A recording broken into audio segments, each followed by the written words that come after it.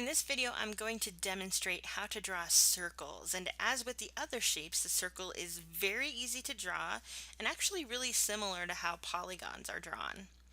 So in the new drawing, of course, we need to type units. Always change it to architectural. Click OK, and we're ready to go. So again, to create a circle, we're going back to the Home tab into the Draw panel and finding the circle. And when I click on the arrow, circle's a lot like arc in the fact that there's different ways to draw a circle, and so I'm only going to demonstrate a couple of these to you, and we're going to start with the default, which is the center radius. Now when I come back into model space, my cursor is saying, hey, specify the center point for your circle. Alrighty, so I'll randomly choose a point and I'll click and I'll drag my cursor out, and you'll notice that the circle is attached to my cursor. I can freehand a circle and make it as big or as small as I want to just by clicking to finish the circle. Pretty darn easy, right? Now what happens when I want to create a circle with a defined radius? Like I know what size I want the radius to be. So what we do is we go back to the circle and we click the center point. If we look at the cursor, there's actually a highlighted number, and I can actually just go ahead and type the radius of the circle that I want to without actually having to do anything. So if I want a 10-inch radius circle, there is a circle that has a 10-inch radius. So again, to demonstrate that one more time, let's do a circle inside a circle. Now if I got my O snaps turned on, you'll notice that a green circle appears in the middle of the circle, and if I place my cursor there, I can create a new circle.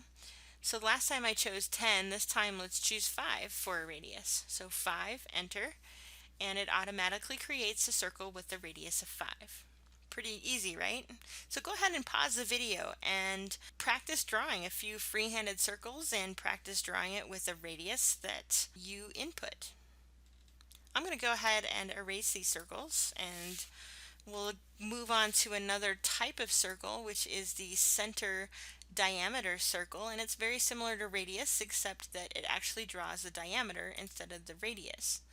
Remember that the radius is the distance between the center of the circle and the edge of the circle, whereas a diameter is the middle dimension of the circle from end to end.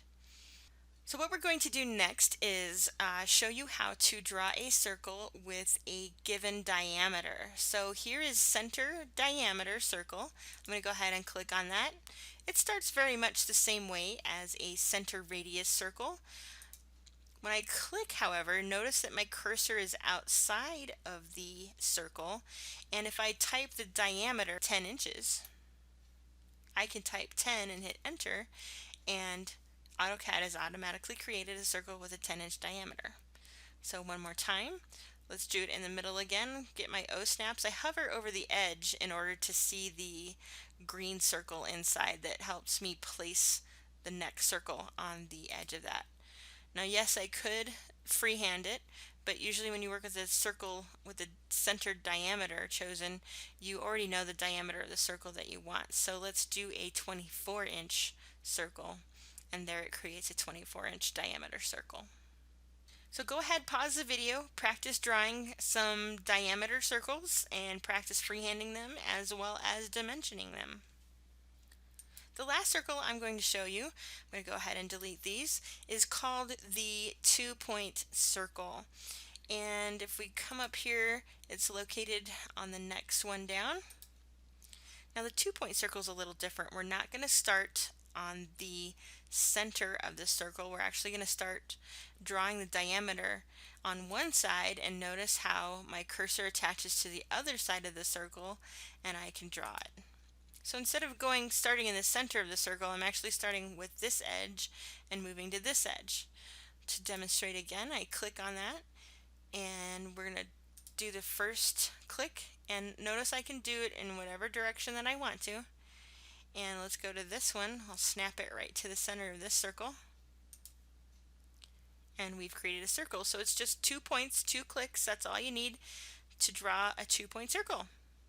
This is really great if you want to draw a circle in between two objects that you already have. So if I draw two lines, for instance, escape, and we'll draw another one over here, escape, I can take that 2-point circle, click on here, and then just kind of move it over and maybe do the midpoint of the line over here, and now I've got a perfectly drawn circle inside of two lines.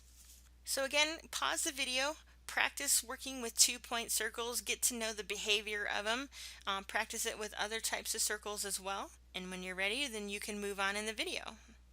Now I'm going to go ahead and erase all of these circles, and I'm going to talk to you a little bit about ellipse. So in addition to creating circles, we can create an ellipse, which is kind of like a squash down circle of sorts. So ellipses have their own button in the draw panel all to themselves, and like circles, there's a couple different ways to draw them. I'm just going to show you two in this video. The default way to draw a ellipse is the center ellipse, and like the circle, when you click on the ellipse command button, it prompts you to choose a center point. Now the next click is going to determine the first radius of the circle or of the ellipse.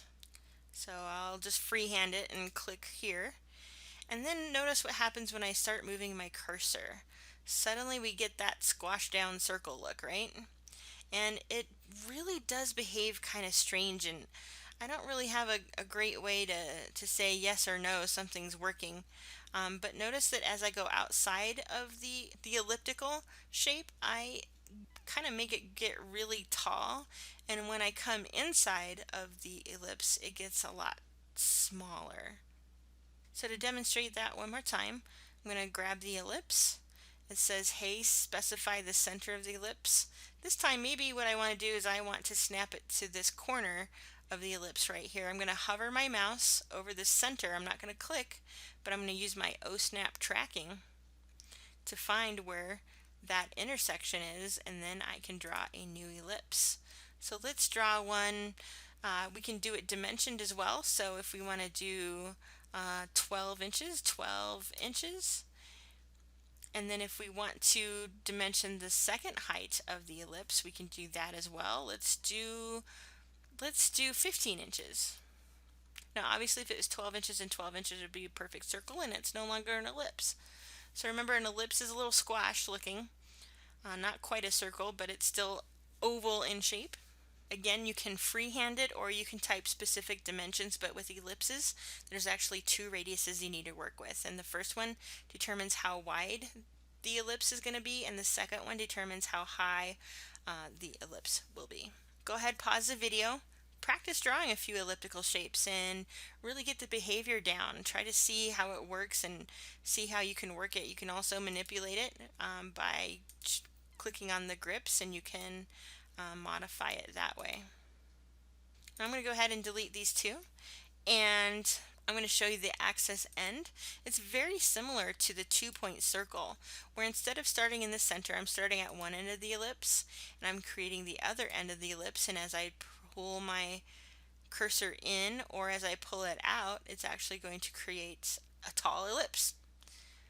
Or here's a squashed one, whatever your preference is. I call it the 2-point ellipse, but it's really called the axis end ellipse. Specify this point, specify the second point, and now you can kind of come into it. And you don't have to just draw them straight up and down either. You can do it diagonally.